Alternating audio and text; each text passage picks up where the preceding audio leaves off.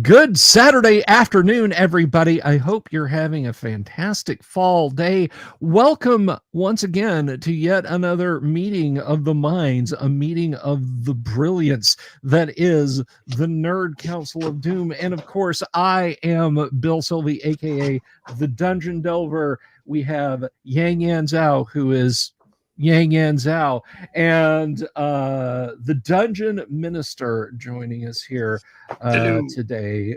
Not just today, but every Nerd Council of Doom. And do me a favor, guys. If you like this video, do give it a thumbs up. Click the subscribe button. Click the bell icon for notifications when you can find out about this, my other live stream, my interstitial videos. But also, if you'll note in the description below, Yan Zhao's channel is linked. Dungeon Minister's channel is linked. Go there, and I say unto you, subscribe to them, for it will be most entertaining. Gentlemen, welcome. Good to see you again. How go our world control and domination plans? What is the latest from the various pop culture vulture fronts? Well, we have thoroughly subverted the church, and we are prepared to change it over into a massive Dungeons and Dragons club, so that's good. Excellent. Not the only church subversion going on, but we'll get into that in a little bit. And yourself, Yang? It is fantastic. We are just about to enter the high fructose corn syrup season. Ooh. Excellent. Didn't we just have one? I think we just finished a high fructose corn syrup season. We did. Yeah. This is great because it's like almost 6 months of high fructose corn syrup. Yeah. Assuming somebody loves you in February. Yes. Yeah, my latest blood sample came back sap. Just tree sap. Yeah, they found trace amounts of blood in my corn syrup system. I mean, being up in Canada, I would expect you to be at least 50% maple syrup. It's all maple. Yeah, it's all maple sap. At least that's natural, as opposed to like, we just invent chemicals down here to put in things. It's like, these are two unstable at room temperature polymers that are vaguely sweet. Let's put it in all the food. Sure. It'll taste great. Oh, and it's a color that doesn't occur in nature. It's a color that doesn't occur in nature. But anyway, welcome to all of you folks that are out there watching. We've got a few of you over here on YouTube and a nice crowd over on Twitter. So if you're watching over on Twitter, say hey. If you're watching over on YouTube, say hey. And if you're wondering what it is we do, well, this is just our monthly assault on all your pop culture sensibilities, where we bring you the news, the views, and not the booze. I've got Aquafina today, so yeah, I just have water. Yes, but you have that sacramental wine to hand if things go too far off the rails. Yes. So any wine is sacramental wine. There you go. I'd like a nice Cabernet, thank you. There you go. I'll try and remind the guy who lives behind the McDonald's of that the next time I'm trying to get my my quarter pounder and fries. But anyway, so gentlemen, what are the latest pop culture headlines that we want to discuss today? Because I've got a couple of spicy ones. Well, as the Dungeon Minister had said, as our church conversion to Dungeons and Dragons goes forward, it looks like sort of a late pickup. People are complaining again that Wizards of the Coast has cut out all half races, i.e. half elves and half orcs, because it makes them feel bad or something. Yeah, so this is something we actually covered this. I covered it in a video. Not Chris Cox, but the guy who got shown the door in the latest rounds, or previous round of firings at Wizards of the Coast, said that half elves and half orcs were icky. Now, one thing I can tell you is, deleting on half orcs, actually, that goes all the way back to the transition from first edition AD&D to second edition, but nobody really paid it any attention. They continued to play their half orc characters and enjoy them, and then they got rolled into later editions, third, third and a half, fourth. Pathfinder picked them up. And early on, 5e did, but they announced the closer we got to 5th edition, the idea that two people of two different races could love each other and then have children was problematic. Yes. I mean, to me, the problem was they didn't go far enough. Like, what if you had a woman who liked a very effeminate man, and you had a man who liked a woman with a beard? You have a half elf, half dwarf. We could have gone the whole way. Yeah, and they're going to do this, but they're going to leave halflings in. Yeah, exactly. Well, yeah, but halfling refers to the stature rather than it's an insult, it's an insult, but doesn't refer to parentage. I've always had, I have my own issues with it, but it has nothing to do with, that's offensive or anything. I just have trouble believing that orcs and humans, that DNA is compatible, Well, that Lord of the Rings. Yeah. And certainly we're not, we're not going to suggest that Professor Tolkien was a geneticist, a scientist, or anything like that. But yeah, I think very early on in the Lord of the Rings, it's implied that a couple of the strangers from outside, mysterious strangers keeping an eye on things in Hobbiton, and then later Bree were,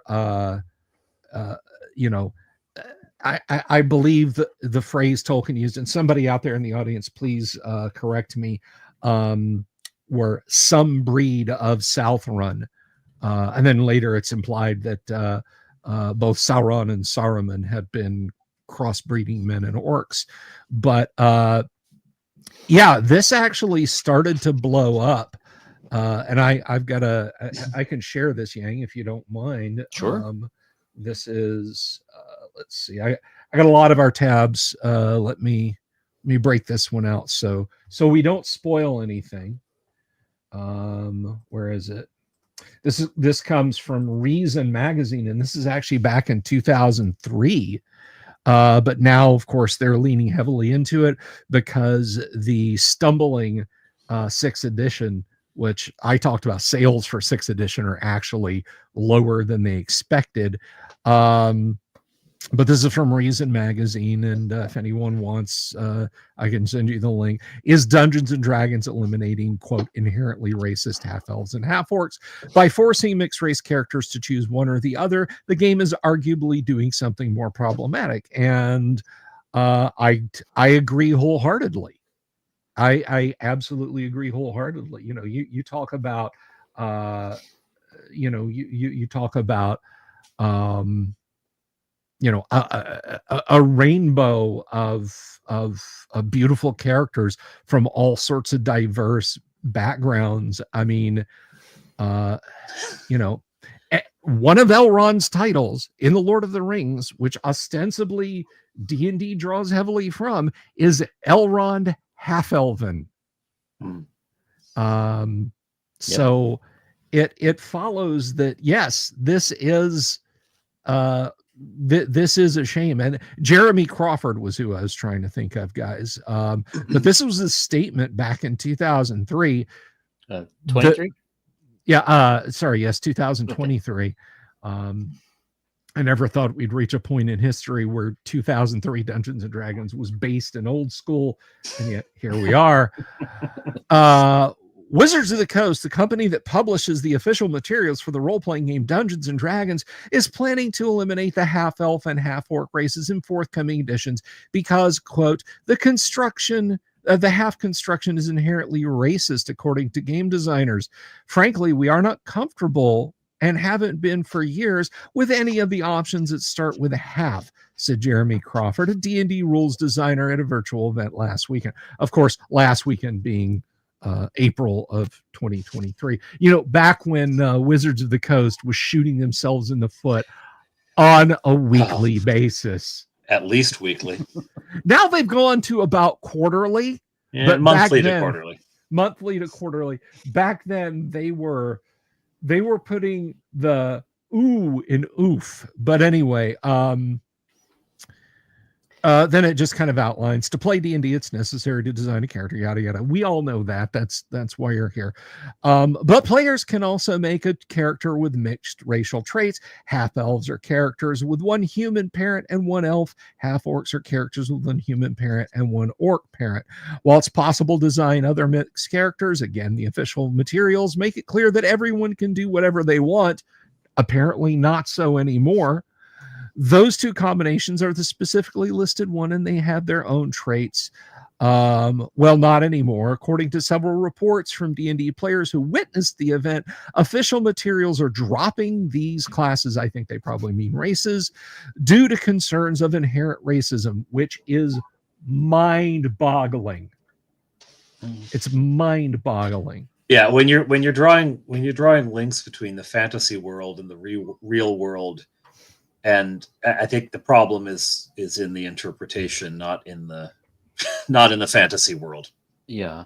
Well, I think too the big problem for me is that traditionally race is where you would get most of your pluses and minuses to your character stats from.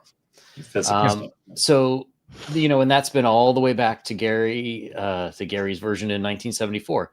So now they want to sort of offload that into classes and backgrounds, which on its face is fine, but the problem is they bungled the whole transition because they kept all the other features. So if you're if you're an elf in 5th edition, even from 2014, like you can't be put to sleep. You have resistances to being charmed.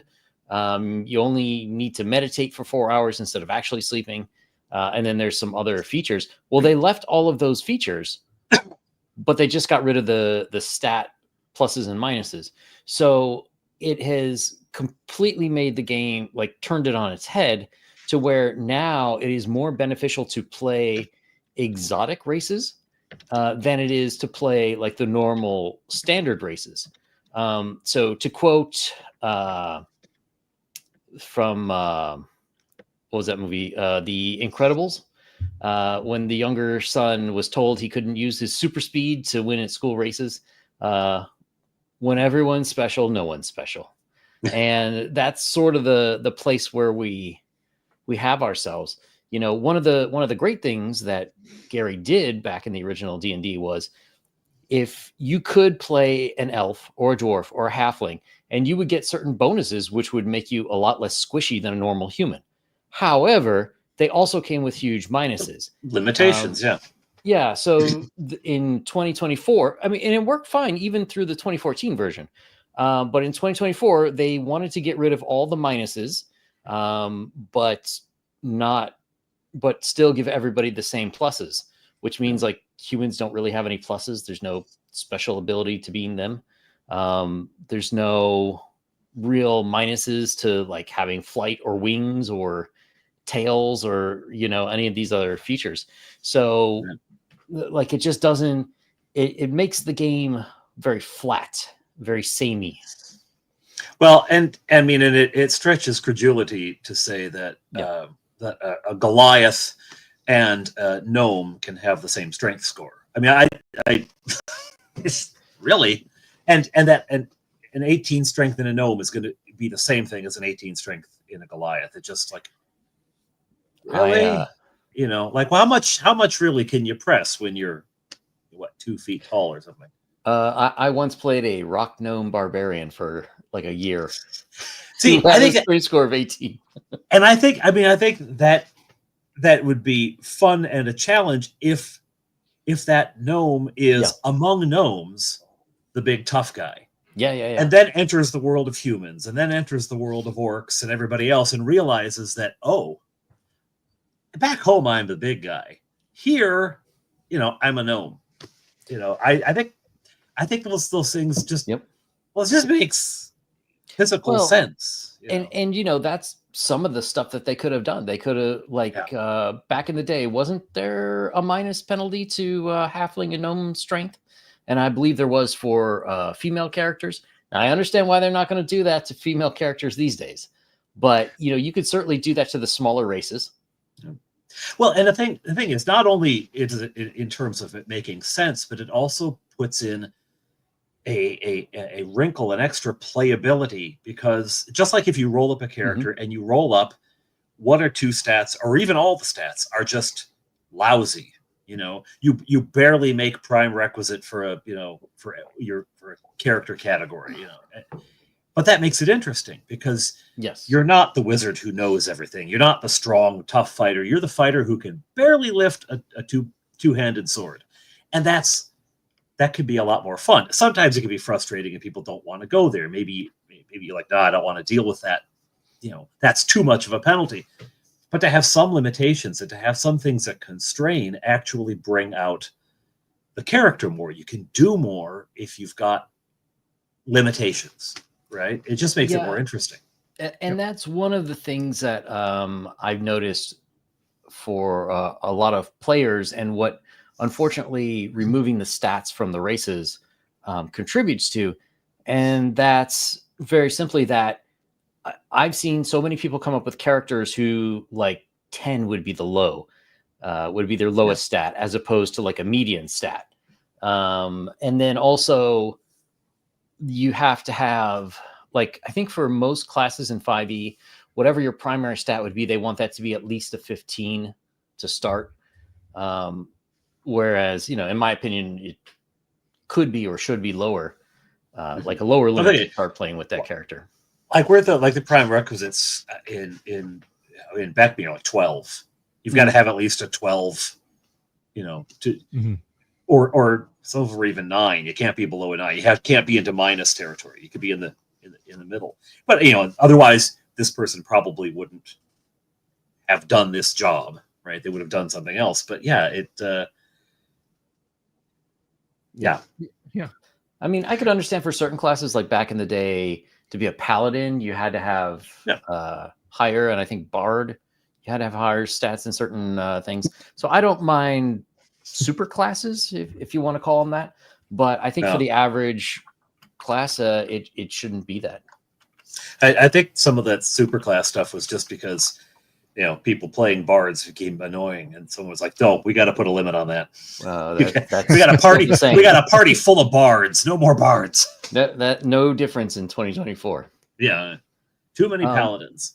But I do think it ends up taking away from player enjoyment, because players like that I've seen, especially in the 5e pool, they think those stats have to be high.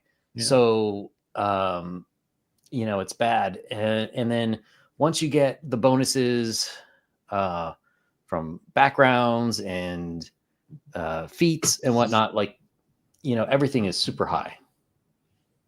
Yeah. And maybe there's one dump stat. Yeah. I mean, the only thing I've really got to say about the matter of, the way things used to be as far as like the strength stat for females, and this is from Gary himself. Okay. He got so much flack from women he knew, not just like random emails.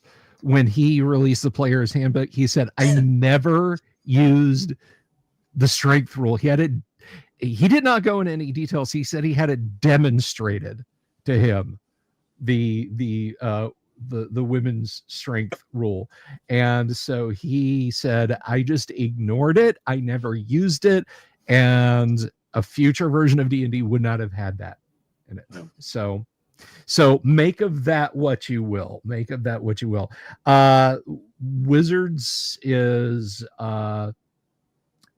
exhibiting horseshoe theory in grand display. They have bent so far around in one direction to please this audience that frankly doesn't buy D&D, that they have come all the way back around to the very thing that they wanted to avoid. So that is that is what I have to say about it, because I actually dropped at least a couple of videos on it back in April of last year. So they made it official. They're idiots. So so anyway, any more thoughts on that? Anyone in our audience? Let me tell you guys, this always applies. If you've got any concerns or comments or anything, please light us up in the comments section or down in the comments below. If you're watching this video after the fact, we'll see it and we'll respond to it, because that's what we do.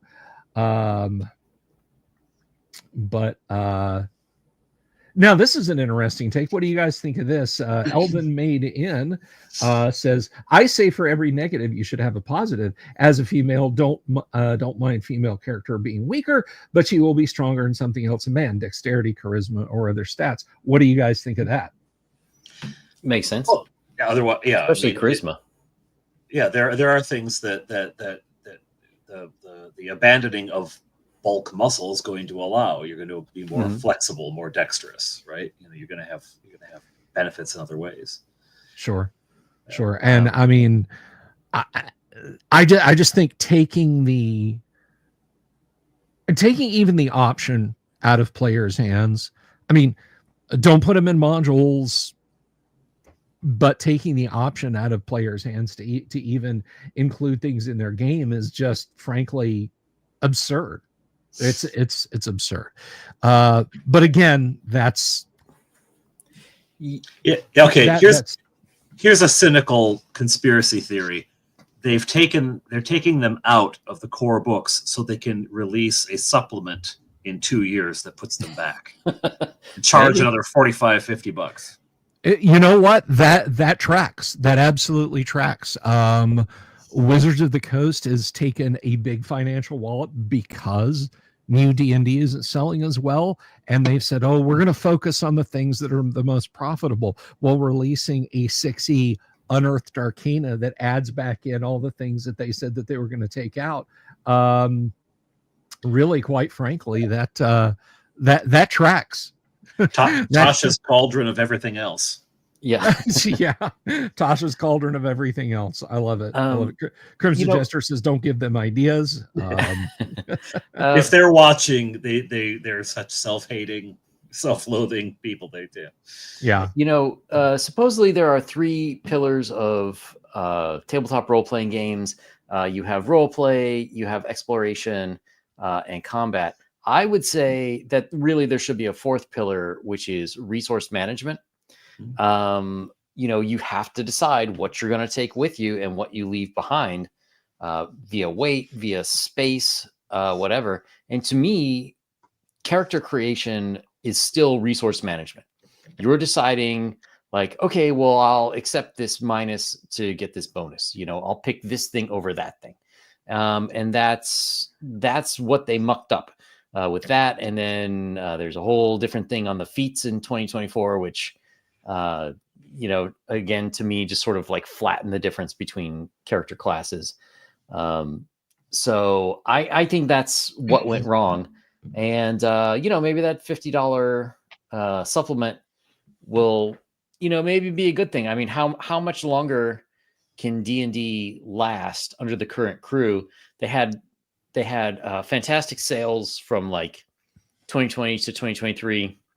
And that was mostly happenstance. They were riding a good wave from the 2014 release. They got the bump from all the live plays. They got the COVID bump. Stranger Things, Baldur's Gate 3.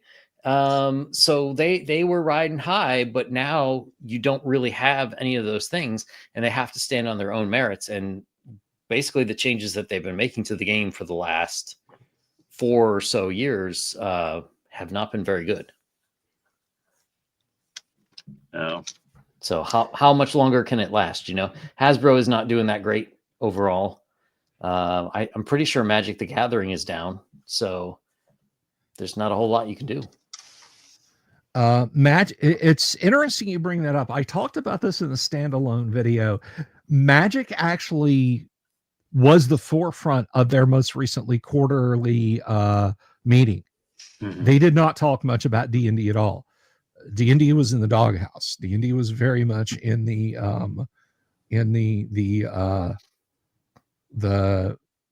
background, given how poorly it did on sales. Hello, great old ones. Welcome.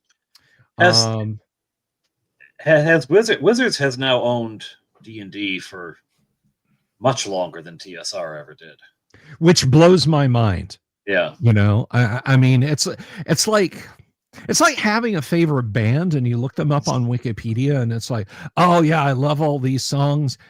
And you know, the band's been around since like 1970, and all the songs you like are from their first 3 albums. Yep. Yeah. And ever since then, they've had a different lead singer, and you've never listened to anything past it.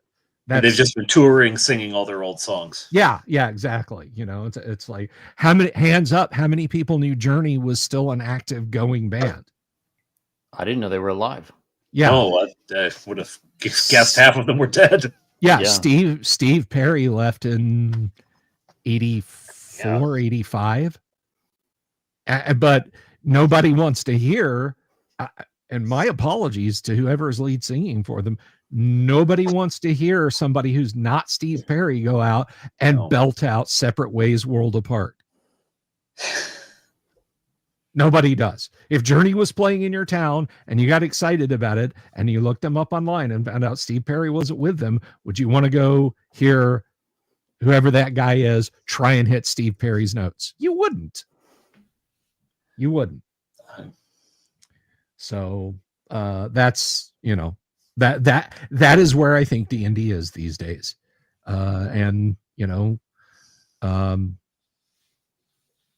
just, that's kind of how it is. Crimson Jester says he sounds just like Steve, save he's Korean. There you go. There you go. I just have to throw this in there. I have seen amazing cover bands in both Japan and China that will rock the socks off of even a lot of the original bands. So, you know, having a Korean frontman would not surprise me, and it wouldn't surprise me if it's an improvement. Well, maybe.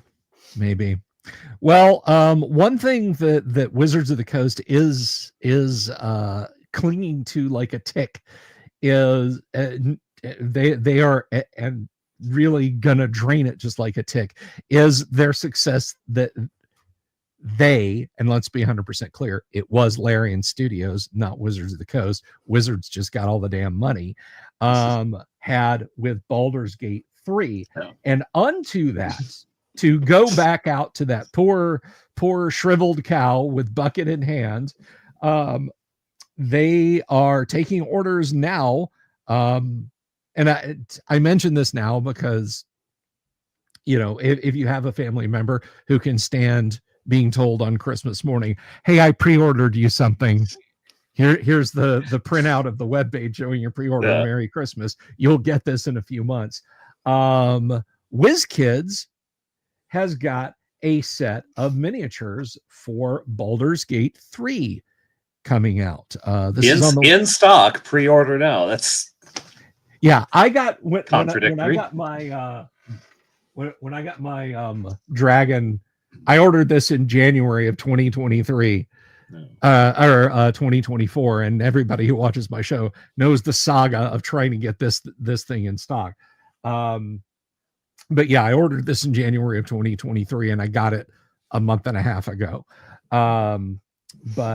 Yes, Icons of the Realms, Baldur's Gate 3 characters box set, characters from BG3, and we've got kind of a look there. Let's see. And who all comes with this? Now, I'm going to be honest. I'm going to lose some nerd creds. I have not played Baldur's Gate 3. I don't know who these characters are. So you guys out in the audience can throw rotten virtual tomatoes at me. But no, you want to lose nerd cred. I don't play video games at all, so I have no idea that's Astarion, the vampire rogue. Okay. That is Gale, the human mage or wizard. Okay. He's looking very Kenny Loggins. I like that. He's from Waterdeep. So that is Karlak, the barbarian, tiefling barbarian. think I dated her in high school. That is oh my god, I never liked playing her. I want to say Giselle, but it's not Giselle. It's She's a Githzerai though, isn't she? yeah, she's a Gith warrior. Okay. I know I dated her in high school, and let's see. The Gith that keeps on githing. That is Shadow Heart, which is actually a pretty cool name. She is a cleric of Shar, human. All right. Wait, is she human or half elf? I One of the two. don't know. Pretty sure human. And then this guy with a horned helmet. Oh yes, that is dang, I forget his name too. I don't like playing him. He is a warlock human who was turned into a tiefling. Oh, so that's not a helmet. That is not a helmet. And this cat with a book and a stick. It looks like it. That's the lich you free from a tomb within like the first 10 minutes of the game, and he sticks around and helps you. Okay. It's been a few months since I played the game, so Oh yes, a helpful lich, like they all are. So of course. It is a pre-order item, and here we go. Asterion, Karlach, Gale, Shadowheart, Will, Wazale, and Withers. Frankly, Mr. Burns, I don't know what I'm doing in this set. Oh, no, that's Smithers. The set is perfect for dungeon masters looking to feature a famous character or as a collector's piece for Baldur's Gate and D&D fans. Features 7 pre-painted miniatures from Baldur's Gate 3, iconic cast of characters. Great for bringing your favorite Baldur's Gate 3 characters to the tabletop. Well, I don't know. There's no bear. Oh, that's probably for the second set. Yeah. Wow. So, I went there. You went there. So if you guys want to check that out, that's on WizKids store, and I'll throw the link out there if that scratches your itch. I'm going to be honest with you. They're good looking minis. I don't know that I'll ever play Baldur's Gate 3. It might be one of those pick it up when it's $9 on Steam in a few years kind of things. But it's honestly, they're good looking minis. WizKids puts out pretty good looking minis. I have no complaints about them, regardless of what I might think about Baldur's Gate 3, 5th edition, or anything. Those are pretty good looking minis. Perfectly cromulent minis. Dungeon Minister, I know you're using a lot of minis in terrain on your tabletop. How's what is your take on pre-painted miniatures? Well, generally the ones that, and I don't know, maybe I'm not buying the high-end pre-painted, but the ones I see, my boys will go down to the friendly local game shop and they'll buy a blind box. Uh-huh. And it's a mixed bag. Some of them are really well painted. Some of them look great. Some of them, whoever is doing that was having an off day. They're like, yeah. Now, that said, the pre-painted that look kind of are still better painted than the ones I paint. I mean, I'm not a painter. I'm not a mini guy, right? Yeah. So if I wanted to get something that I think the WizKids things in general for me, they do look pretty good. They're pretty well made. I find sometimes they'll have these 2-packs, but not 2-pack like not 2-pack, but a 2. That would be funny, a mini of 2. But anyway, and it'll be like a barbarian, and one of them will be the barbarian at low level, and the other will be barbarian at high level. Right? The idea being you could swap them out, and the low level one is always my favorite because it's simple. It's I like it very simple. I like it very and the high level ones, they've got stuff hanging off everywhere, and they're casting spells, and there's a spell effect that wraps around them and makes it impossible to paint. All sorts of stuff going on. So I like WizKids, but some of them, and the pre-painted ones, again, it's better than I can do, so I'm not complaining. Right on. And I have touted the importance of just going in, like, even when you're sitting at the table, 99% of the time when people see minis on my table, they're looking at it through one of the cameras here in the Delver's Dungeon. I can slot paint 99% of my minis and they look fine on camera. Anyone here who's ever worked in film, particularly on television up until like 2008, you were catering to people with a 240 line analog TV. Even if they had a 35-inch Sony Trinitron, that just means the lines are as thick as your finger. Resolution's not great. So like I've heard a story about Star Trek The Next Generation, you know, how they have that curvilinear wooden dashboard, as it were, on the bridge of the new Enterprise. Yes, I still think of The Next Generation as new Star Trek. Get over it. Dashboard. That's what made me laugh. Well, that I heard years ago from someone who actually toured it. The wood grain on that is the crudest, most hokey, ridiculous looking mess, because back when the show premiered in 1985, people are watching this on Zenith console TVs where the color is mostly out of whack anyway. And they had to give the impression over incredibly low resolution and poor broadcast quality, by and large, that it was wood grain. If you look at it on DVD now, it looks like a kid did it with crayons. And to take this back to minis, for stuff on camera, you know, minis don't have to, quote unquote, look great.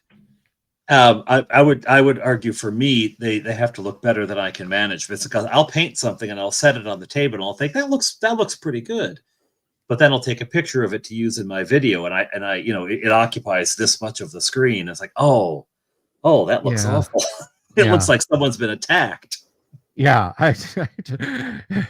you know, Paylor, why am I melting? Why have you done this to me?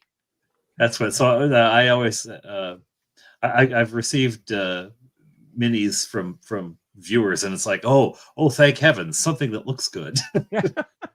I could put that on camera. Yeah, and with just with regard to how stuff looks at the table, I mean, none of us are spring chickens, right? I mean, I'm not wearing these because I think they make me look like an intellectual.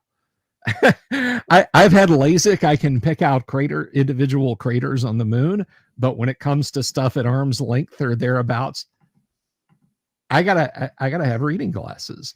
So if it looks good at 3 feet, it's good enough for me. And generally speaking, when you're talking about hordes of things, like, nobody's going to pick up one orc off of your table that you painted and go, I like the detail you put on his snarl. That kind of brings me into the game. That immerses me. He's literally just something that's going to be dead in a couple of rounds. And you've got a splash of paint on it.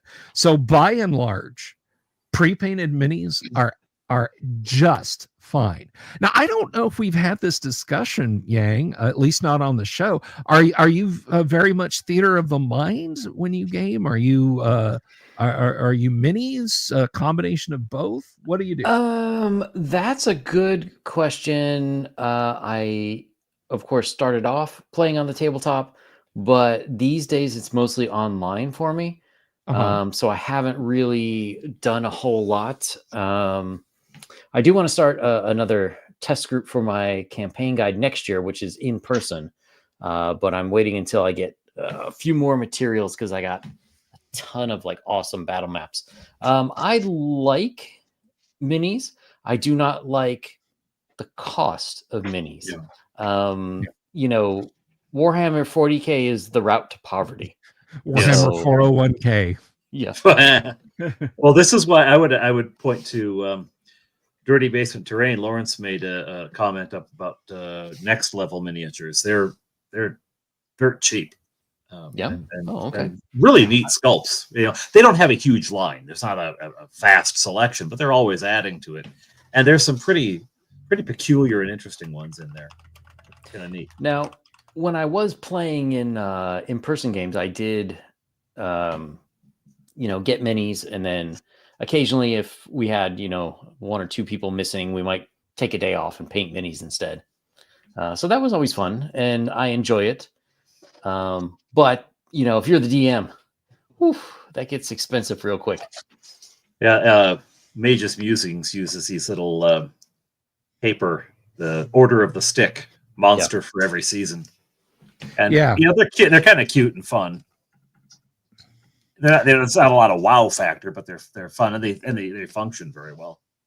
Here's just real quick what we're talking about now. This is not an endorsement. I do not. There's no affiliation here with this, but here's what you get from Next Level. They have a little bit of terrain. They have some chunky looking good guys and bad guys. Nice looking Azer there. A bad brew ooze, a barkeep, a bar top, an Otyug. Always nice to see an Otyug, a basilisk. So some classic stuff here. Classic stuff here. This is a good look. This is a good look. So, pit traps. You gotta love pit traps. Little cellar doors.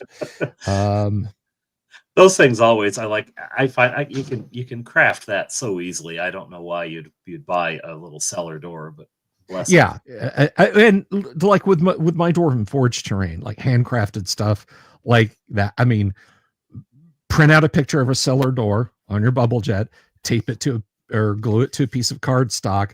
Yeah, lay it down in the. It's like, I do the reveal. I pull back the black cloths. Let me see. This might not show up well. I honestly don't know how well this will show up because I don't have it lit properly. But let's see. That is not tripod cam. So there you can kind of see a little bit there. Oh yeah. But yeah, if I'm playing this, whether it's on camera or on the tabletop, and the party moves to say the corner there, and there's a pit trap. Obviously, I can't keep that covered up until the very second they get to it. No. But if I've got a cardstock print pit trap or a 3D printed one or a miniature one, I can just drop it right down in the just be like, you failed your fine traps roll. Boom, there's the pit trap. And we're sharing terrain, so I'm gonna. It's staying blurry. That's my. Clear up. Yeah. Oh, that is beautiful. That's all hand done by you, right? That's all. Yeah. That's all. Insulation foam. Sorry, I'm showing it off because it took a long time to make, and I want to show it off. No, it's beautiful. You should show it off. It's absolutely gorgeous. Absolutely gorgeous. So anyway, there's one other thing that I wanted to share up real quick while we're talking about miniatures before we move on. And this is because Dungeon Minister mentioned this. For those of you who absolutely positively need it in your game, yes, you can 3D print a miniature of Tupac. Well, there it is. And I mean, his hands are in the perfect pose. If you can knock him into 3D Builder, which comes free with all versions of Windows now, you put a two-handed greatsword in his hands. Yeah. I'm just going to throw this out there for anyone who's entrepreneurially oriented. Some years ago, two of the people that I was playing with got married. And so we were looking around everywhere trying to find somebody who could make minis of them, like as their characters with their heads on it, to put as cake toppers and and wedding gifts. So there's a market for whoever can get that done. I actually did that for some friends of mine. We played D&D for a really long time, and they had their character minis. They went and found a 3D file. Now, it wasn't an STL, but the thing about stereolithography files, which is what you 3D print with, most 3D files, and this goes all the way back to like the 80s with AutoCAD, they are all the same basic language. They're just a series of coordinates. They're not like, some weird computer language. They're just a series of coordinates. Whether you're telling a printer to put down layers or to draw layers of hot filament or to draw lines of pixels. They're just a series of coordinates, and translation tools exist. They found a free video game asset of a little ruined temple.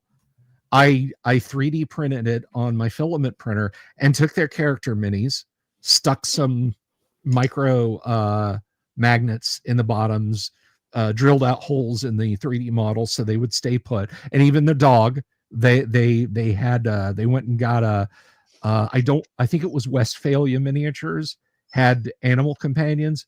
So they got a little Yorkshire Terrier, just like or Boston Terrier, and sent me some pictures. I painted it up, and they had a cake topper just like what you're describing, Yang, Nice. but with their D&D characters, Very nice. as I'd painted up. So it was pretty cool. But we all love our toys, right? We love our toys to game with, right? Yes. Heck yeah. Well, speaking of toys, something that parents might not be loving. You guys are aware of the latest adaptation of the book, Wicked. It was on Broadway for a while. For those of you who don't know, Wicked is one of those rather like Maleficent. They are, taking the villainess and just kind of recasting her as a misunderstood, tragic romantic figure who actually wants to help the heroes or heroines, but history belongs to the winners, yada yada yada. So we get this one about the Wicked Witch of the West, and there's a new film for it coming out. Good luck to it, all the success in the world it deserves. However, the company making the action figures for it, the dolls for girls, well, they released a toy line, and we've talked about this on the show before. What does a company or what do you do to try and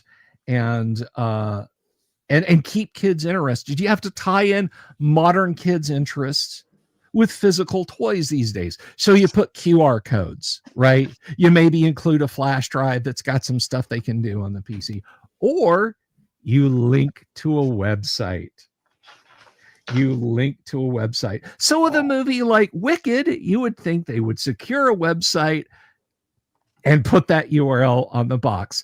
Well, they did one of those things.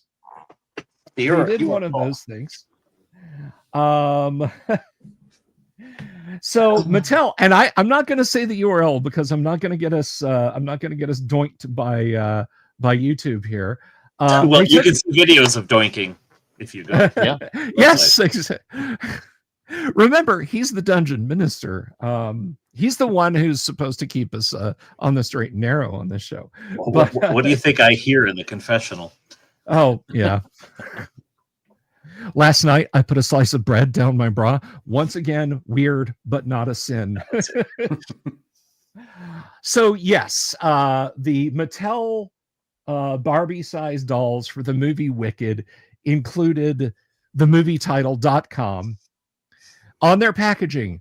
That URL does not belong to Mattel. It does not pertain to the dolls. It rather pertains to specifically adult oriented websites. So there's Cynthia Erivo and Ariana Grande at the premiere of the film. New York toy giant Mattel says it deeply regrets an error on the packaging of its Wicked movie themed dolls, which mistakenly links the toy buyers to a adult website. The error gained attention on social media over the weekend, where numerous users shared photos of the URL printed on the back of the boxes for the special edition dolls, which feature characters from the movie adaptation of Wicked, set to hit theaters later this month. Instead of linking to Universal Pictures official wickedmovie.com page, the website leads to a grown-up film site that requires consumers to be over the age of 18 to enter. In a statement sent, oh, for goodness sake, AP. In a statement sent to the Associated Press, Mattel said it was, quote, made aware of a misprint on the packaging of the Mattel Wicked collection dolls, which it said are primarily sold in the U.S. We deeply regret this unfortunate error and are taking immediate action to remedy this. Mattel did not confirm whether this action included removing unsold product with the incorrect link from stores, but as of Monday morning, at least some of these Wicked dolls appeared to no longer be available or not in stock on sites like Amazon, Target, and Mattel. So RPG Grandma says disgruntled employee Vinny asks if someone got fired. God and Santa are watching. I imagine at toy stores all across the United States, employees are being given Sharpies and told to go out and, Probably, yeah. This is almost certainly so. For those of you that go to H.H. Greg's and shop or other like dump stores where I need a phone case for an iPhone model that's no longer made.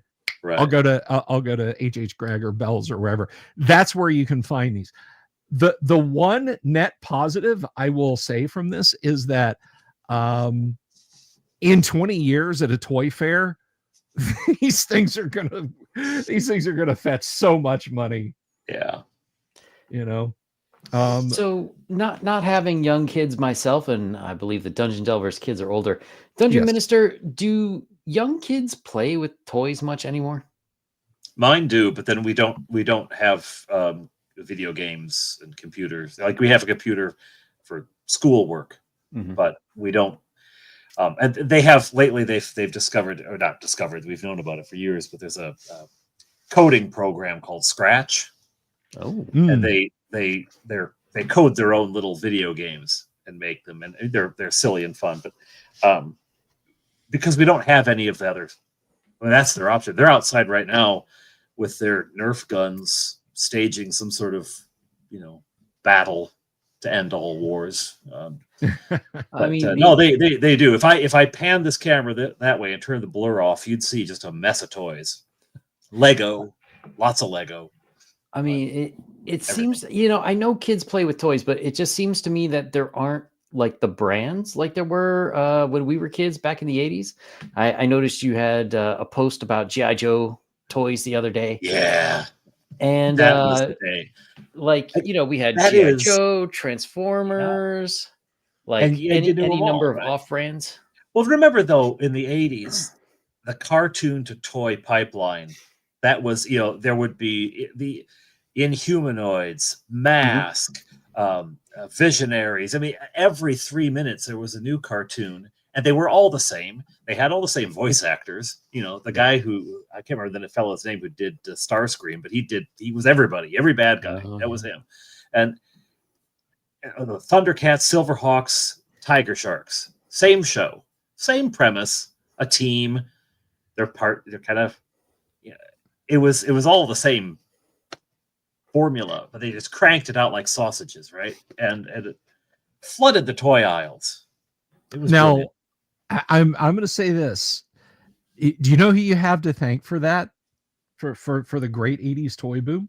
What wasn't it? Ronald Reagan? Ronald Reagan, that's Ronald right. Reagan, Yeah. For like literally going back to the dawn of television, there was heavy regulation. You cannot advertise toys in children's programming. That they were dead set against that. And I would wager that's, that probably why we never got like, early on G.I. Joe or Micronauts or anything like that, cartoon shows. Because there was no profit in it. If we can't advertise the toys and get kids to go buy them, what's the point in fueling their imagination? Just pester your parents to buy the toys and have done with. Well, interesting side note on that. When G.I. Joe came out, apparently it was still illegal to advertise either for the toy or the show. I can't remember which. So they would do advertisements for Marvel Comics. Which was not illegal. Yes. And they had the GI, and that's how that all tied in. But the thing that gets me about this is you know, we're really lacking any of those big franchises. They keep trying to bring back Transformers and this and that, but we don't see anything new coming out. And for me, it makes me wonder. You know, I've heard rumblings of trying to bring back that TV to toy pipeline, whether it's on traditional TV or like on a Netflix or Amazon Prime or something. But it just seems like this is such a misstep. And even the toys that you get, like here, it's mostly like Walmart or Target, and you only have like 5 or 6 aisles, as opposed to like in the 80s, there were stores dedicated to toys where there would be 40 aisles, floor to ceiling of awesome toys. We had Circus World, and then Circus World was bought by KB Toys in our mall in Janesville, Wisconsin. The Circus World was fabulous. KB Toys was okay, but Circus World was great. No, Circus World was the bomb. I remember it had a chaos to it. I don't know. It felt like it was out of control. And they made up for narrow floor space by dint of having I mean literally up to like it seemed like the roof of the mall itself, like they just deleted on the drop ceiling and just went straight up to the steel of the roof. Shelves like beyond what even a tall fellow like me, like I have been 6'4", 280 pounds since I was like 11. But even me, you know, it seemed like that stuff was just like towered above you. It's like, I would like the toy TIE fighter. And they like bring out a crane boom and 4 adults would have to climb up there and get it down. And, you know, then I'd see the $30 price tag and go, I can't afford that. You know? $30. Can you imagine? What would it be today? Yeah. Just absolutely bonkers. I got and everybody's seen these. They circulate around on social media so much. The wish book, the Sears wish book pages from the 70s. Yeah. Oh, into the 80s. Need it, got it, need it. Yeah, exactly. It was your checklist, and the toy X-Wing that my dad bought me. It's I know you guys can't see where I'm pointing, but it's up on the shelf there. That toy X-Wing was $9.99 back in the 70s, which I mean, by price today, that's about $55. In my day, a candy bar was a nickel. Yeah, no, it literally was. It did like a small candy bar at the at the front of the 7-Eleven or quick shop we had in Gadsden, Alabama. Quick shop were 5 to 25 cents depending. The expensive stuff, the 35 and 40 cent, that was in the aisle, but up at the counter. We went down to Mamie's, and Mamie was this old woman, 5,000 years old, with a little store. It looked like a classic, could be in downtown Brooklyn, but it was in the middle of a field in Janesville, Wisconsin. and she sold candy cigarettes, with a pink dye on the end. With dust yeah. We'd sit on the front porch at Grandma's house, their candy cigarettes, stick them in our rolled up sleeves, Oh my goodness. Yeah. Wholesome and healthy times. Yeah. And we didn't have adult film websites printed on our packages. They just tried to get us addicted to cigarettes. Yes. Oh, wow. But anyway, so there you go. That's the state of toys. Moving on to something a little bit different. And this is, I really want your opinion on this, Dungeon Minister. So the Catholic Church has decided to get with the times. The Catholic Church has decided to get with the times, and they're not just offering the grace of salvation, the peace of a deep interpersonal relationship with our Lord and Savior. They're now apparently offering you a waifu. That's right. The Catholic Church has a cartoon, particularly anime themed mascot for the 2025 Jubilee. I don't know I know what that is, but I don't know what the Jubilee is. Meet Lucy, the Vatican's cartoon mascot for Jubilee 2025. Ahead of the 2025 Jubilee, the Vatican has launched a cartoon mascot unveiled Monday as a cheerful face of the Catholic Church upcoming Holy Year. I thought that said upcoming Holy War for a second, and I was a little concerned. Well, if we're taking that into Holy War, we're losing. I'm just saying that right now. God wills it! Archbishop Rino Fisciella, the Vatican's chief organizer for the Jubilee, described the mascot as part of the Vatican's goal to engage with, quote, the pop culture so beloved by our young people. Greetings, fellow weebs.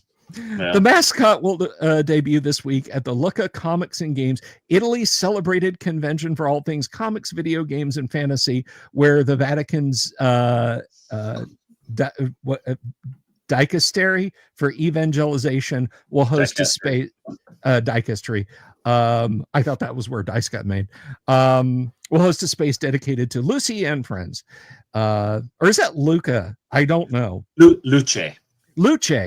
You could have corrected me. You could have corrected me. It is the root of Lucy. It means light. All right.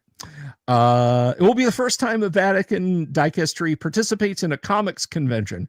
Fisciella, who serves as the pro-prefect of the dicastery for evangelization section for new evangelization, said he hopes taking part of the convention, quote, will allow us to speak to younger generations about the theme of hope, which is more central than ever in the evangelical message. Clad in a yellow raincoat, mud-stained boots, and a pilgrim's cross, Luce's mission is to guide young pilgrims towards hope and faith with her trusty dog, Santino, at her side. Shells glimmer in her eyes, recalling the scallop shell of the Camino de Santiago, an emblem of the pilgrimage journey. Speaking at a Vatican press conference on October 28th next to a plastic figurine of Luce, Fisciella described Luce's shining eyes as a symbol of hope of the heart.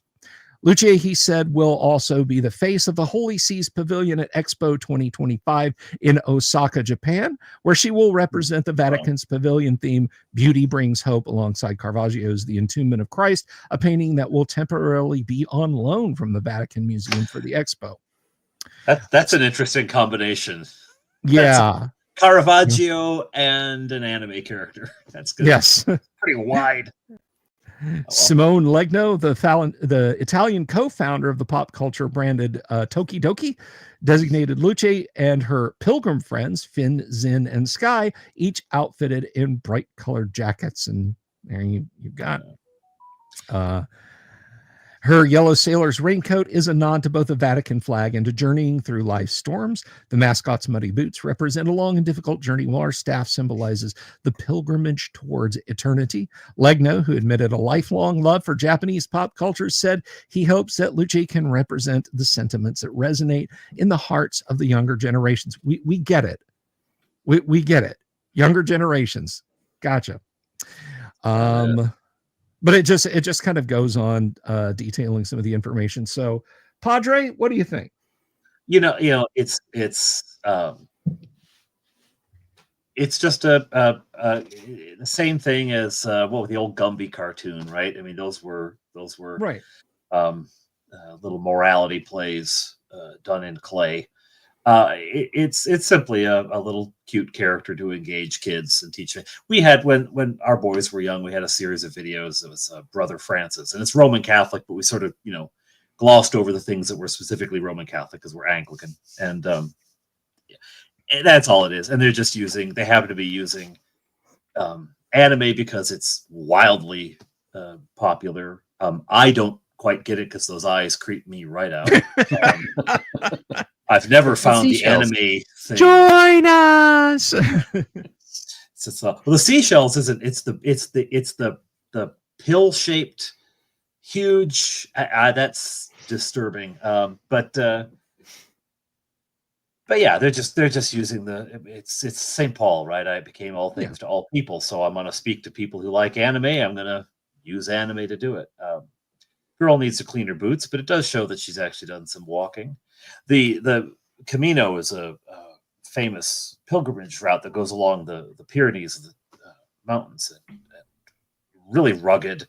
And difficult journey that people make. And actually, originally in the Middle Ages, would start wherever you were, and you'd walk all the way, and then you join one of the paths. And recently, I knew a fellow who said, "Oh, I'm gonna do the Camino," and he was more my body type, but even more. And so I thought, wow, that's really aggressive for considering. And it turns out there was a bus tour you could take, and they'd drop you off, and you'd walk into the towns, because all along the way there's stops. You'd walk into the town, and he took the bus and then got off and walked into the town, and then got onto the bus the next day. So it wasn't quite walking the Camino, but so she's on the pilgrimage journey, and that's all good. It's just a cartoon to appeal to kids. It's kind of funny that it's anime. Like there's going to be a whole, and maybe they will. Maybe they got a whole thing behind it too. Yeah, that would be nice. Hit up Studio Ghibli or somebody, get her moving. Honestly, I don't see this as any weirder, if you will, than what you'd see with VeggieTales. Yeah, VeggieTales. There's another example. Yeah, VeggieTales is still going. I think there's still some content coming out. Not a regular show, but periodically. I could be wrong about that. If somebody wants to fact check me on that, this is honestly this. VeggieTales. I mean, they never. I shouldn't say they never. The messages were open enough that you would understand, yes, that's coming from the Bible, and yes, they are preaching at me, quote unquote. Right, but at the same time, they would leave pop culture references and references to other fantasy tropes, Star Wars, The Lord of the Rings, even sometimes movies that hopefully the kids that VeggieTales were targeted at had not seen.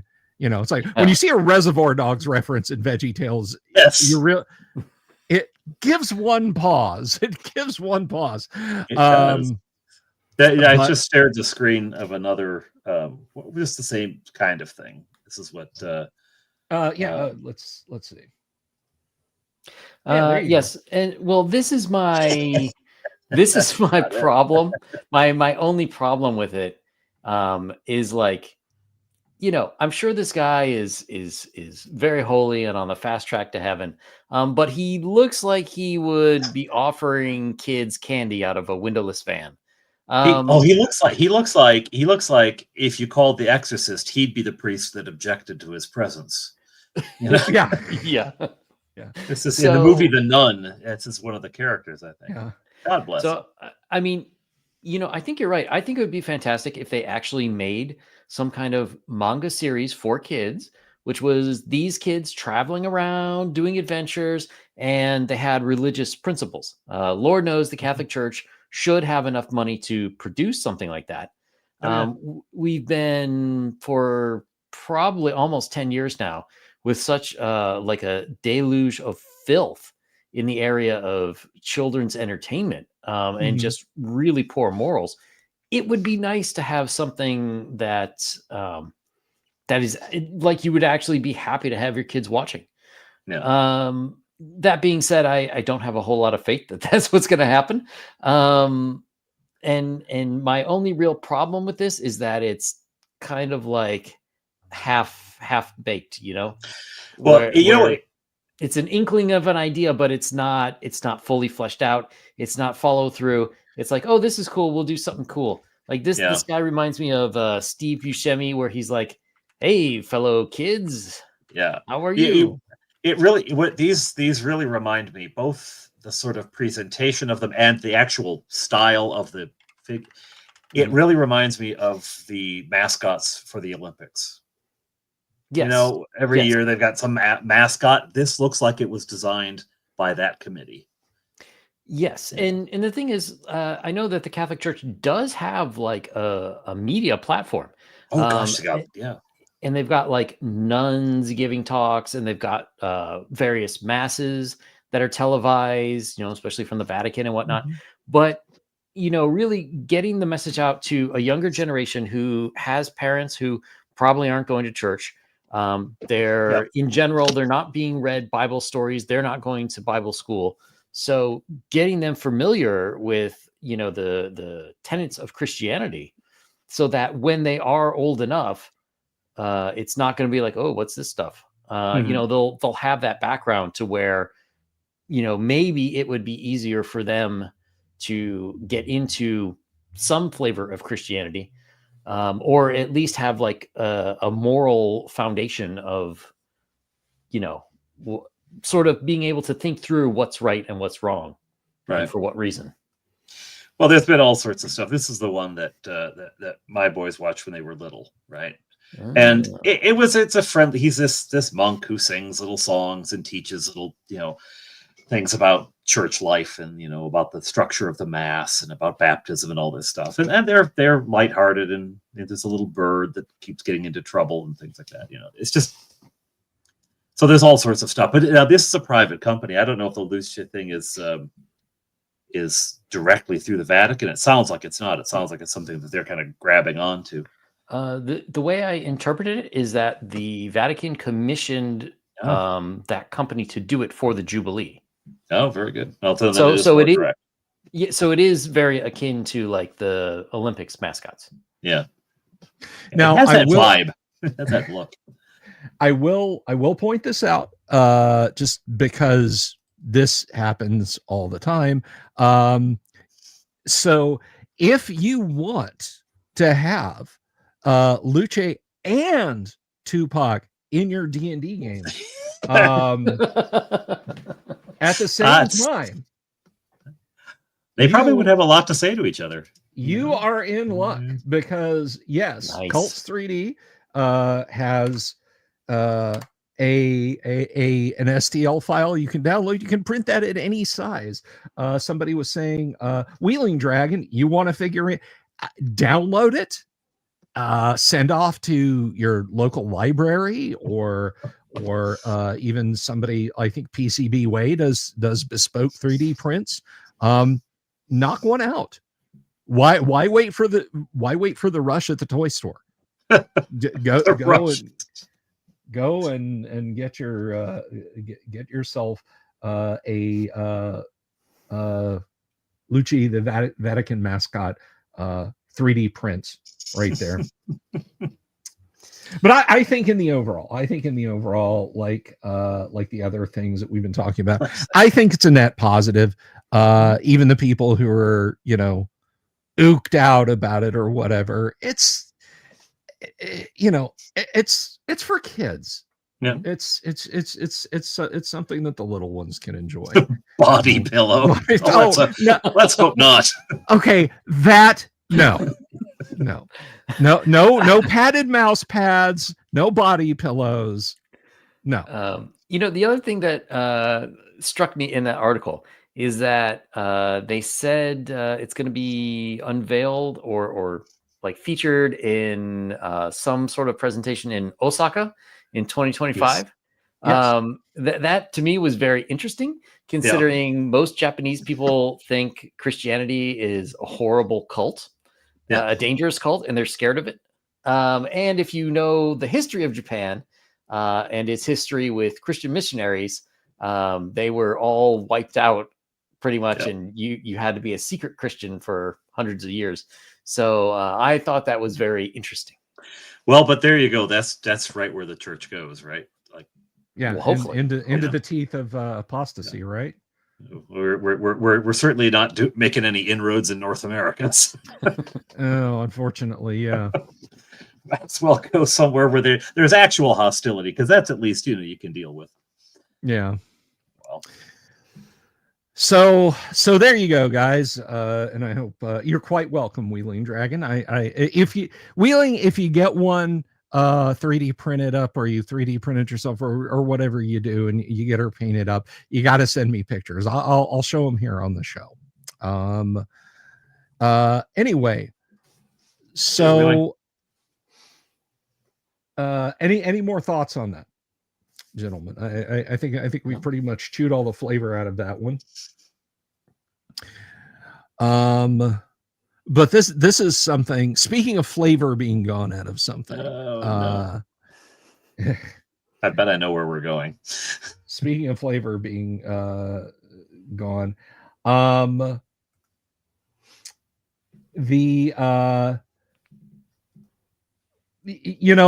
Just when you think a franchise cannot stumble even more, yes, the 2026 as of yet untitled Star Wars movie was canceled. Now fans are saying it's just been pulled from the 2026 release. It hasn't been canceled. With all the cope of a mid-90s Macintosh enthusiast getting leaks and rumors of the latest world-beating Apple, only to find out that they couldn't find any money in the cushions to produce it. And that is about where Disney is at with Star Wars these days. Star Wars movie pulled from 2026 release. Yet another Star Wars movie has been pulled from yet another planned release date. At this point, I think they've announced and canceled more Star Wars films than they have made. Than they've made, yeah. And that includes all the TV shows. Disney and Lucasfilm had penciled in a new Star Wars film for release in theaters on December 18, 2026, a little over 2 years from now. But now, according to multiple media reports, that is not happening. Instead, Disney will be releasing a new Ice Age feature on that date. Disney acquired Ice Age in their purchase of 20th Century Fox. That should be interesting to see. Well, like, to me, that's it in a nutshell. This franchise, which has been flogged to death, we're going to pull and we're going to put in another franchise, which surely has been flogged to death. The Ice Age movies now run slightly longer than the actual Ice Age did. I mean, give it up. Think of something new. Something new. Well, I mean, go ahead. Go ahead. Well, I'm actually going to defend Disney on this one. Okay. Because also in 2026, earlier in the year, you're going to have the Mandalorian movie. And one of the problems with what they were trying to do is they were trying to do like 2 or 3 Disney or Star Wars movies a year. And it was too much. The audience wasn't that into it. You don't have the same audiences going into theaters as you did before COVID. Even though it's better, it's still not as good as it was. So I think one Disney movie or one Star Wars movie a year is probably just about right. I would say maybe every other year would be better. Yeah. Every 2 or 3. That's how they did it when I was a kid. You need to build some excitement for it, people will work themselves into a fever pitch about it.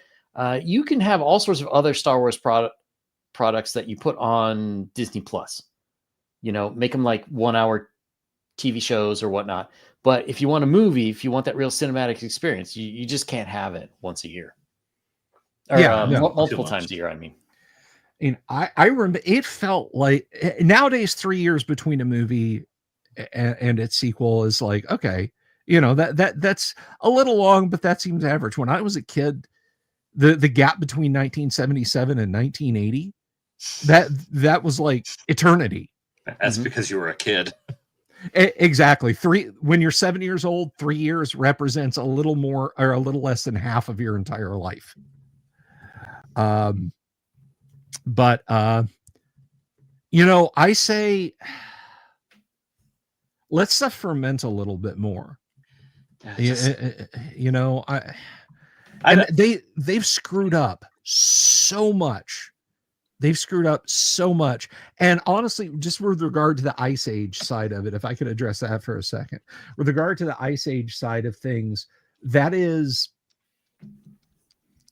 almost quaint. That harkens back to like an early 2000s, like 2003 to 2011, 2012 time period when it seemed like DreamWorks and Fox Animation and Disney were just cranking out these surefire, guaranteed to make at least like $650-700 million CGI movies with gross out slapstick humor, a little bit of highbrow or a little bit of lowbrow jokes for the adults, and a soundtrack of classic 70s pop. Like that was your guaranteed win. You get famous people in to do the voices, and just that's your formula for success.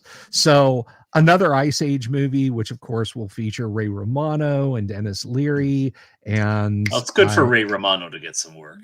Yeah. And Dennis Leary. And Dennis Dennis Leary, yeah. And John Leguizamo. I think You know, Queen Latifah's in that. Oh yeah, Queen Latifah. For them to all get work, you know, that's nice, but that's almost a nostalgia bump. This feeling of, oh, just like they used to do back before the world went insane around 2014. Right. But back to the Star Wars front. I'm glad. I'm not complaining. I'm not saying, haha, you know, you guys had a chance to get it right. They weren't gonna get it right. Whatever they were gonna release, it was going to be bad. Yeah, it was going to be bad. Well, I kind of think too it's a test. You know, not to say that this movie's ever going to get made, because there were some other problems with the announcement with it. You know, especially expanding on the Rey Skywalker story. But I think too, right now they're probably trying to test the viability of any Star Wars movie, and they had The Mandalorian, which is their most popular product to date, even though Andor is much better. So if the Mandalorian movie does not do well, for sure this isn't coming out, and they're probably going to have to lay off for like another 5 years. Yeah, but wouldn't that be a good thing?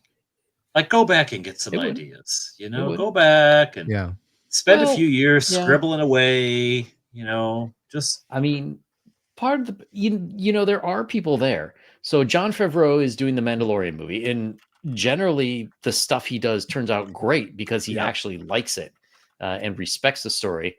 I forget the guy's name, but the guy who did Rogue One, who's also doing the series Andor, which if there was a reason to get Disney Plus, that would be it. You know, so there are people who are able to. Part of the problem is when they bought Star Wars, they really needed to get away from the Skywalker family. Like, there's so much territory for storytelling in there. And that's one reason why The Mandalorian worked. Like, there weren't Jedis doing laser sword fights everywhere. It was back to a Western with bounty hunters. Andor is all about how, like, the average person was oppressed by the Empire and how you get the average person to start and join a rebellion. So these were unexplored places that worked. You know, you can only hit the Skywalker mine so many times before it's burned out. And now you've lost like 2 out of the 3 original trilogy people, and you killed off the third one. So, you know, they need people who know how to write good stories in the universe with stuff that we haven't been seen, stuff that hasn't been seen. Mm-hmm. And we need the origin stories to quit featuring. How did he get that fast? Oh, who gosh, cares? Yes. Yeah. I mean, well, the funny thing is, you know, seeing the other movies that they've come out in recent years, Solo looks like a stroke of genius. No, I still Phantom Menace look good. I still maintain that Rogue One was a really, really good Star Wars movie. Yeah, that was pretty. It was pretty good. It wasn't. It was definitely not epic. It was a grand, broad sweep. It was really, really gritty and small, but that was what it was designed to be. Like, it's tighter focus. Exactly. Yeah, I mean, I like that better than the prequels. So, well, yes, absolutely. It's Empire, Star Wars, Jedi, Rogue One, everything else. Yep. Yeah. Although, if you're going to order everything else, and I realize this is Oh, kind of Andor's like, got to go in there. Andor, sorry. okay, Mandalorian, I would throw in there, but I would definitely rank the prequels over the sequels. Yeah. And you know, Star Wars, I think it does have a chance to be rehabilitated in the future because you know, we had the Ewok caravan, we had the cartoons, droids, and you know, all that other stuff. Sure. So we had, oh, and let's not forget the Star Wars holiday special. No, let's do forget the Star Wars holiday no. special. You know, I know one of the animators who worked on droids. Oh, yeah, he lives in our parish. Great guy. Really? Yeah. Really? He worked for Nelvana? Yeah, he did Inspector Gadget and droids and Ewoks. Oh, And wow. his wife was also on Inspector Gadget, and she Okay. did Roly Poly Oly and all sorts of other stuff. Yeah. I was talking about this on my live stream the other night. Did he happen to work on Rock and Roll? I don't know. I'll ask him though. Please do. That fascinates for you guys who don't know what I'm talking about. Rock and Roll was Nelvana's shot at a heavy metal or wizards kind of movie. Just had a great stable of actual rock musicians providing voices and music. It is a really cool fantasy movie, and I think 8 people saw it in the movie theaters. It made like $32,000 when it was released in the US. It just bombed, unfortunately. But it is a cult classic. You can get it on DVD. I adore it. Like as soon as you started talking about that, because I know during that period, Nelvana had they had retained those animators. There's very little left of Rock and Roll, unfortunately. The DVDs that finally got released in the early 2000s had to come from cinematic prints, not be struck from negatives, because everything to do with the movie was lost in a studio fire and Nelvana. Hey. Oh, Yeah. So that was just heartbreaking. So like we'll never get a proper soundtrack release for it. But I would be interested in knowing that if you could talk to him and find that out for me. I will find it out. Yes, if it is find outable. I sent him an email actually just now. Excellent. I feel like there's, you know, we mentioned and make fun of the holiday special. I think there was a fair amount of stinkers in early Star Wars. Was it the direct proportion to the stinkers that have come out now? I will leave that up to the audience, but like the Ewok whatever the Ewok movie? The Ewok movie. There were 2. There was the Star Wars holiday special. That is the Plan 9 from outer space of the Star Wars universe. It's so bad it's good. Like it's so wacky. It's so nothing to do with Star Wars. It's so completely other. B. Arthur. What? You know, I mean that's fabulously awful. That's beautifully awful. Doing the musical number in the cantina. That if you haven't seen it, that's amazing. It's hilarious. I read years ago there was a fellow, I think it was the Hollywood Reporter or maybe Variety.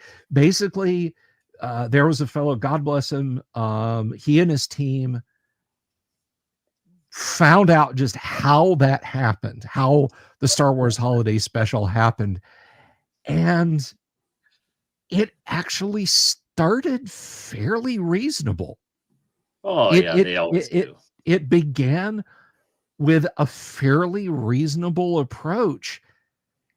And unfortunately, it came out at a time when variety shows were starting to peak. And they found out, like, oh, this person or this effect or something like that, this isn't going to be available. So production director 1 was like, yeah, no, I'm sorry, I have this better opportunity, and I was told we would be done in like 5 weeks with this, and you're telling me now it's going to be like 2.5 months. I've got to go do this. And there was, and every time a new one would come in, they bring in more dumb ideas, and you'd have pressure down from the TV execs, and it just got weirder, and it formed a weird diamond as the pressure increased. A diamond of weirdness was fused together, and we wound up with we wound up with what we got. With that said, it's watchably bad. I'm sorry for anyone who's a fan of it out there. No one can be a straight up unironic fan of that. If you're a fan, it is an ironic fandom. It has to be. Yeah. And if I can make a suggestion for anybody who wants to watch it, try to find it online somewhere where they have the commercials in with it. Yes. Because like every third commercial was for a union. All the products were amazing. Yeah. It's a time capsule. Yeah. Go straight back there and live in that world. Yeah. Truly. Let me, you know what? This merits a quick trip over to YouTube, and if I can find a URL for the Star Wars Holiday Special. I mean, George Lucas himself said he wished he could find every VHS copy and destroy them with a hammer. Yeah. Of that movie, or of that special. But let's be perfectly honest. That was really the first peek behind the curtain that George Lucas, maybe not all of his ideas were that great. And wasn't that Howard the Duck? Oh, that was later. But I mean, that was kind of the thing where all of his great movies were heavily influenced by someone else, even though he did make the original Star Wars. His ex-wife edited it and saved it. He was getting all sorts of notes from Fox. So while it was his, he didn't quite have control. Now Empire, Kirchner, I believe he directed it. He's the director. Brilliant. And Lucas made the first draft, which was great. But I forget who it was who did the finished screenplay. So Lucas is a great idea man. But dear Lord, he should never be allowed to totally make a movie on his own. Oh, Jar Jar is the key to everything. Yeah. By the way, I did just find it on YouTube. Did I not? There we go. You did? Yeah. So that is with commercials, guys. It clocks in at 2 hours. Pack a sandwich. So yeah, it's actually have a TV dinner. Be authentic. Yeah, go get a Swanson's TV dinner and enjoy. Those tables, those little setup things. Love those. Yeah. Folding metal TV tray and watch the Star Wars Holiday Special with commercials. But anyhow, canceled 2026. I don't know. I don't know what the future holds for Star Wars. I genuinely do not. Hopefully it will be put in carbonite for a while, only to be thought out when Kathleen Kennedy is dead. Oof. Yeah. Retired. Let's not go that far. Retired. Yeah. We I don't know. That lady has like some Jeffrey Epstein level compromat on Disney executives, because there's no way she should be keeping her job this long. Someone thinks it's a good thing. I don't know any of those people, but someone thinks it. She's got to know where some bodies are buried. Metaphorically speaking, of course, we don't assume anything like that. So yeah, that is the Star Wars movie. And let's see. So I know this particular horse has been beaten to death, but is it a creative lack they can't come up with anything new, so they keep or is it simply they think this is going to do it? Are they going towards Star Wars, or are they running away from their own lack of ideas that they keep bringing these old franchises back? Is it just nostalgia? Is it just people our age saying, "Oh, I loved the Star Wars movies. Let's make another"? Well, that's part of what they thought. Or is it just people who like, I can't think of anything? Can you? No. Well, let's just throw another Skywalker at the screen, see what happens. Well, it's both. It's You know, they certainly did want something that has a built-in base, and they miscalculated and thought that, you know, once you have that base, you can basically keep putting out whatever schlock and people will still respond to it.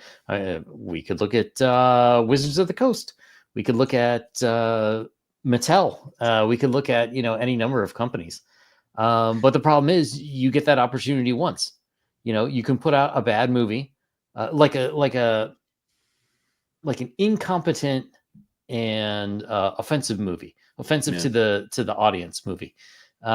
You could do that once, and you'll probably get decent money because people will go expecting to see more of what they liked. But you can't do that twice. No. Yeah, and I feel like there's, you know, there's some wisdom to be found in, and I don't know if either one of you gentlemen, I know some of our audience probably are, the rant of the character Mike Ehrmantraut in Breaking Bad when he's dressing down Walter White, and he says, you know, we could have had everything. You know, we had a nice little business, and of course he's talking about an illegal substance manufacturer. And he says, but no, you had to go and blow all of it up. You and your greed, you and your ego. And I really feel like that's kind of where we're at with Star Wars at this point. Yeah. They did, you know, all Disney had to do was make some nice little science fiction films. I mean, it was a guaranteed moneymaker, even after the prequels. Yeah. And they had a built-in. I remember Kathleen Kennedy, people were criticizing the direction that the second sequel took. Mm-hmm. And her comment was, or maybe it was the Solo movie, I don't remember which, but her comment has stuck with me to this day. It's not like making a superhero movie where you've got years of comic books to fall back on.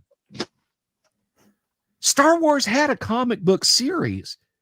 It had novels. It had novels, comic books, video games. Yeah. Video games. Yeah. Well, yeah, it was just it just completely bonkers that she would say that. And I understand Disney doesn't want to pay anyone a dime that they don't have to. Not after buying Star Wars. No, not after buying Star Wars. But, you know, to say, hey, we're going to go and we're going to make this Star Wars, the Thrawn trilogy. We're going to make the Thrawn trilogy. Well, we got to pay Timothy Zahn. We got to pay him buckets of money. And they don't want to do that, you know. But there are things that they could have and should have bet on. They wanted a Solo origin story. 2 or 3 movies in the Han Solo trilogy. You wanted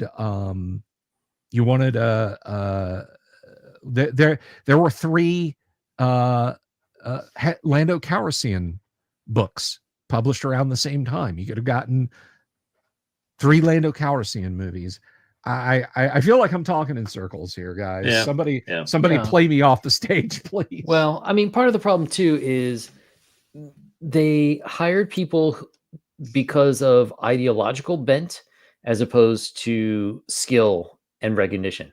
If you had the correct beliefs, they would hire you even if you had no experience directing, experience writing a full feature film. You know, and that's basically how they chose. And that's what happens when you don't choose people who have proven themselves to be worthy. You know, one of the things that they could have done is they could have used Disney Plus to be sort of like a training ground for up and comers to write, to direct, to produce, this kind of content. And then they could have picked someone who did really well, throw them into a feature. But that's not what they chose. No. Well, and you say in Bill, they didn't want to pay this guy buckets of money for his novelization, etc., for his novel. But you get what you pay for, and so you're not going to make any money. You're going to lose it on all the special effects that you're going to dump into this thing. So spend something on the story, and the money would have been there. It would have been there. Yep. Yeah, and it's not like fans were demanding the entire. Because let me tell you something. Star Wars fans, I may be putting myself in danger here because I have given my address out before to people. A lot of the EU sucked. Okay, hundreds of books. Yeah. Things are gonna tend to the median, which is mediocre. Yeah. That's just how it is. Not everyone's going to be a banger. And I'm sorry, but by the time they had, because it was popular in the early 2000s, Star Wars Zombies, I was like, damn, this has jumped the shark. Yeah. Yep. So, but in that you're going to know, you're going to be able to identify, just Google it, which of these the fans actually like. But there it is though. It indicates they had no idea. The fact that she didn't know what was out there. The Clone Wars, for heaven's sake, right? There's a whole cartoon series. The fact that she had no idea that was all out there means that she's not paying attention to the IP. She's not really. She doesn't care. The people who were working on it had no respect for it. Favreau being an exception. He was soaked in it. So. Yeah, I mean, I think you're absolutely right. You're wrong says the tendrils of Disney are drying up. Go woke, go broke. They betrayed Walt's vision and deserved it. Now, I think that's kind of a very pointy opinion, but I don't necessarily think it's 100% wrong. What do you guys think? No, I think you get what you pay for. Yeah, I mean, it's, back in Walt's day, the way to become a bigger success and more dominant is you keep making good content. And, not that every movie Disney ever put out was fantastic, but they were, on average, perfectly watchable in entertainment. Whereas, now it's like, well, we'll just buy up our competition and take out the good stuff, and all people have left is whatever crap we put in there, which I don't think has worked because people have plenty of alternate methods of entertainment these days. Yeah, that's very true. And I feel like an interesting point you bring up, and I'm going to drop a little fun Star Wars trivia because I'm afraid we're getting a little bit too serious here, but I'll come back to it.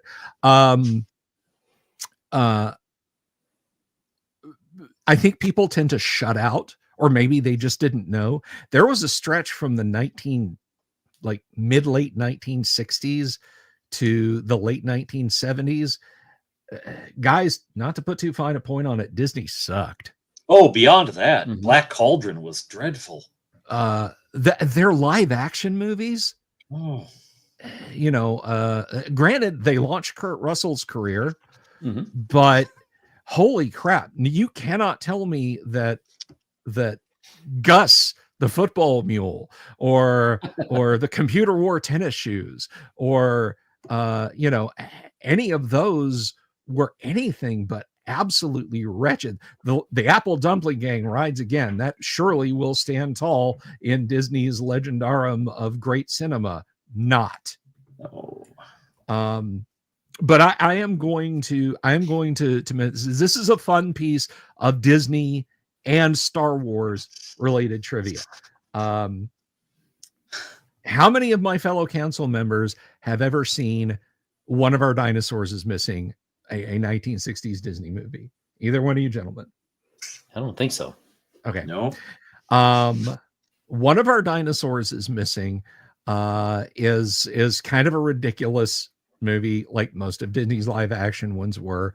I mean, because they hit it big with Mary Poppins, so that means every live action movie we do is going to be a success. But one of our dinosaurs is missing.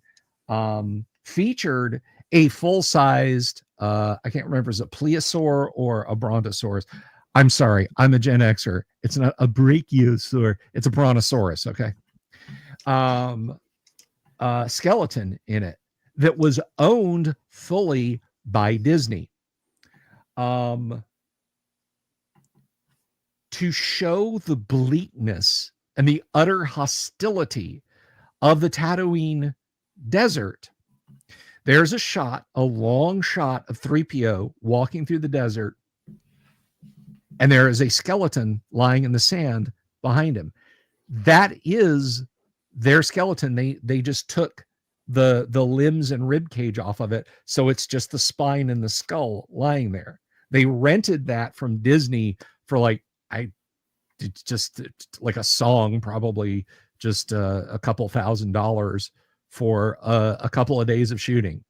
So if you watch the original Star Wars, you are actually seeing a piece of Disney property in the background there. So there's your Star Wars and Disney trivia, and that was the last time until Mandalorian and Andor and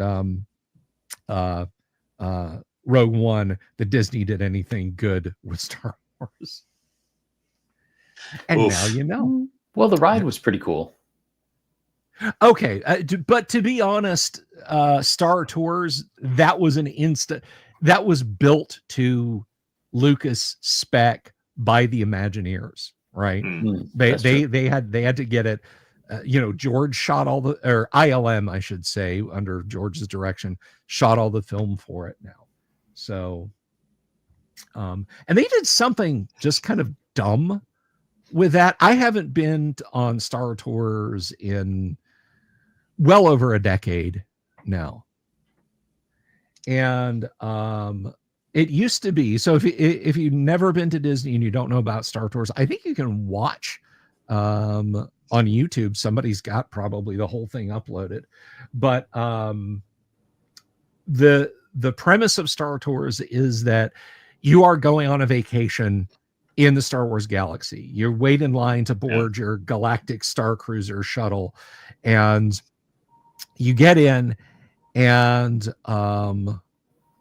you're all sitting there, and they go through like a whole pre-flight briefing, and your navigation droid, which has a very charming, smart alecky voice, accidentally jumps you into a combat zone. So you fly on a trench run against the Death Star, and you can see X-wings out the window, and they're talking to you and all that jazzmatazz, and then you make the final jump back to normal hyperspace, and they're like, oh, since this happened on your flight, we're just gonna go ahead and land you guys, and then you get out and you exit to the gift shop right. as you do, and that was it. You could then turn around and go back on it and go back on it. The way they have it now, there are multiple trips, which I don't think include that one anymore, but you don't know which one you're going to get. So you have to keep going through the ride if you want to see all of the galactic tours, which is dumb because Disney's whole ride premise is you go on it and that's it. Go do Pirates of the Caribbean, go do Haunted Mansion, go get a bite to eat, whatever. Don't clog up the lines. Yeah. Well, if you realize, or somebody tells you, or you just flat out know that there's multiple there's multiple rides, what are you going to do? You're going to come out and go right back in line. It's just going to clog it up. I mean, why would you do that? Why would Disney ever do it that way? Well, not thinking clearly. So someone had seen Clue and thought that was a really cool idea. That's exactly what I thought. Yeah. That's right. Clue had 3 endings? Three or four. Four, I think. Yeah. There were 3 fake, and then there was, but this is what really happened. And maybe there was 2, and then this is what really happened. But anyway, yeah. Yeah. Love that film. That's a fabulous movie. Oh, it is. That is one of the most criminally underrated films. It is. It's so good that it's like Mel Brooksian level of good. Because Mrs. White all pale and tragic. Yeah. Yeah. He's brilliant at that. He's really brilliant. I'm not scared. You don't have any more bullets in that gun. I do have one left. 1 + 1 No, + 1 + 1 + 1 + 2 + 1. Ah, you only think that was it. I shot 1 + 1 + 1 + 2. You know. Are you trying to make me look stupid in front of the other guests? You don't need my help for that, sir. That's right. Such a fabulous cast in that. I you know. And one of the few board game movies that actually worked. Yeah, eh? Yeah. I mean, it just hit insane. Well, we say it worked, but I don't think it did that well commercially. No, it's more of a that's a video later. Like video rentals. Video rentals did really well for it. Well, I believe people were not happy about the different endings at different theaters thing, because you go to one theater and they'd have like ending A, and you'd have to go to a different one for ending B. So people were not that happy that you had to go see the movie like 4 times to get all the endings. Yeah, have to. You got to. It was a great, fantastic idea. Yeah, I feel like that's a I feel like that's a gimmick that would have worked really well in the 30s or 40s. Yes. I just breaking news. It's Rock and Rule. Yes. If you mean Rock and Rule, yes. Dale, this is the wife, worked on it for 4 years until it was finished in 1983.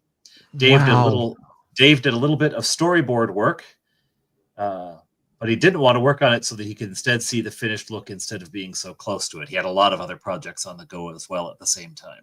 Oh, that's wonderful. Thank you for cluing me in. That is awesome. Tell them if you wish to tell them you have a 54-year-old rock and roll fanboy who is just gushing right now. That is fantastic. Mike Wilson Art says Battleship was better than I thought it would be. Yeah, but that's Michael Bay, wasn't it? What was it? Battleship Michael Bay?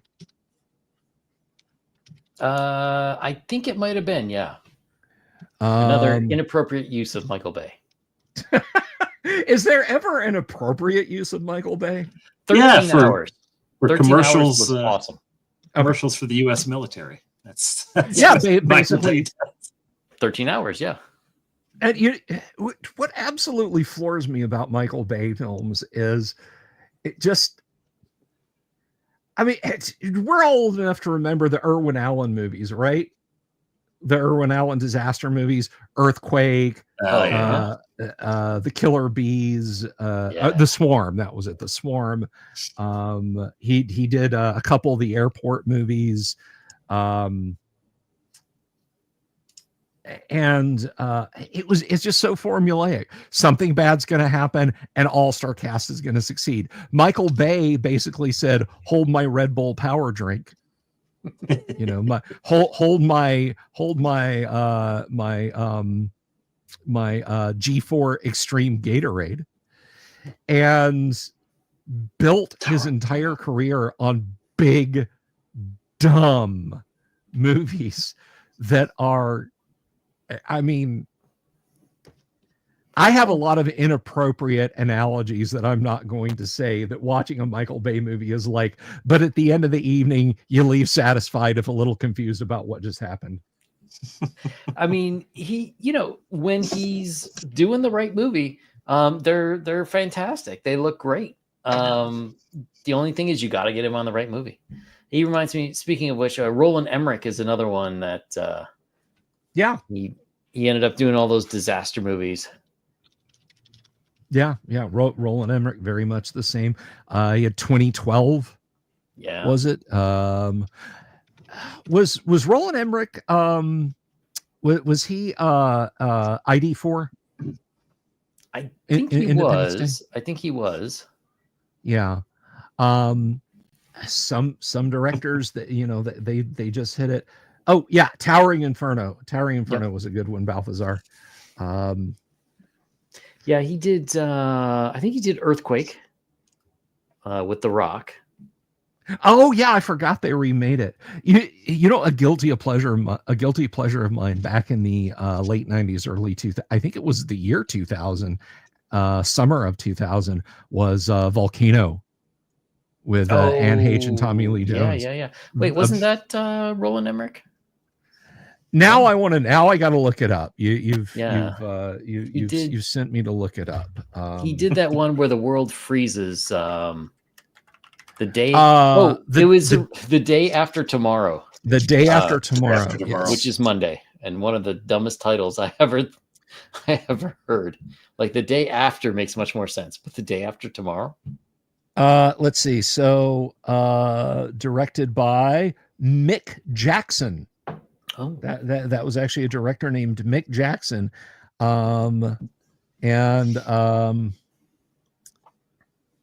He did L.A. Story, which was a great comedy movie. The Bodyguard, Clean Slate, The First 20 Million is Always the Hardest, and a movie called Denial. And he's mostly done. Où est le yang? I'm sorry? Où est le yang? Yang est disparu. Oh.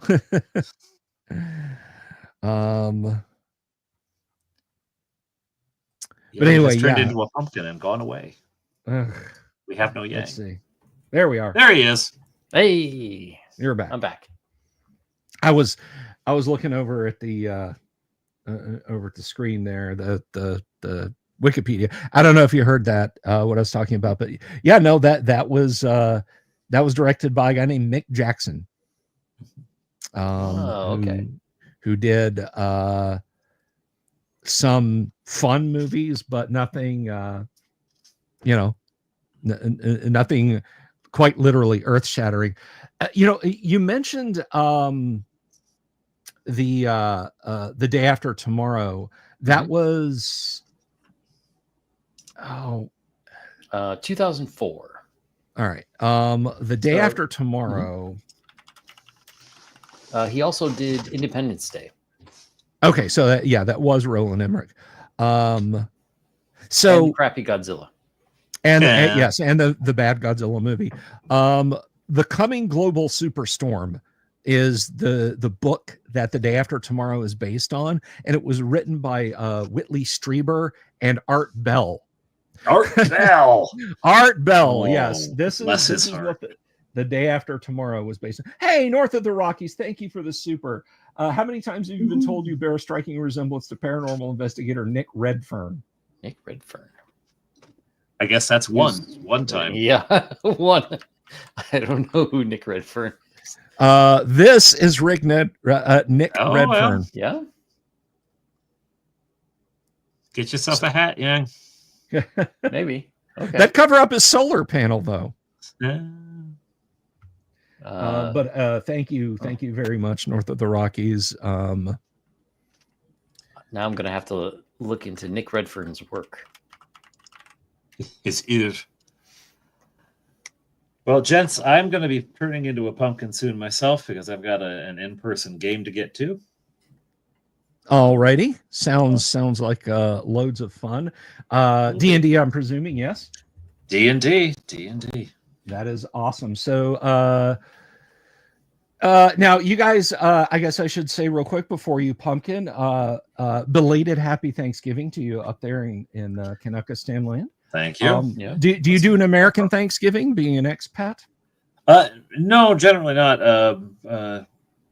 We stuff ourselves so full in the beginning of October that we don't really by the end of November. But then, there's Christmas and whatnot. I will eat turkey and stuffing any day. Absolutely. Absolutely. The boys love stuffing. My wife buys and they like she's made proper from scratch stuffing, but they love the stove stuff. So she's got a row of boxes covered just to Makes like 8 boxes of it, Yeah, I've got a few too. I've got a few too. Any plans for your Thanksgiving? Yeah, you traveling? You staying at home? No, I'm just hoping to have a kitchen. That's about it.